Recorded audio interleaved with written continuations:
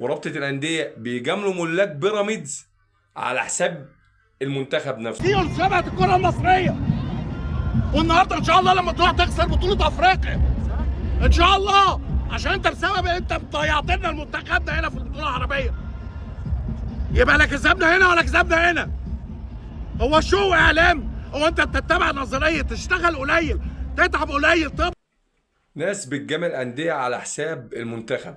اتحاد الكوره ورابطه الانديه بيجاملوا بيراميدز على حساب المنتخب، في حين مثلا ان الاهلي في كاس العالم كان مودي لعيبه الاهلي يلعبوا مع المنتخب اثناء كاس العالم، والاهلي لعب اول ماتش في كاس العالم بالصف الثاني وساب اللعيبه الدوليه كلها مع المنتخب، لان دي مصلحه منتخب، فما ينفعش ابدي مصلحه النادي على مصلحه المنتخب. انما اتحاد الكوره ورابطه الانديه بيجاملوا ملاك بيراميدز على حساب المنتخب نفسه. على اني اساس ده؟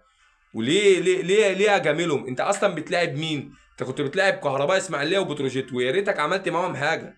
ده انت ادائك زي الزفت، وتعادلت مع بتروجيت وكسبت بالعافيه كهرباء اسماعيليه، وحاجه زي النيله، وادائك زي الزفت، وانت مش هتاخد اي حاجه.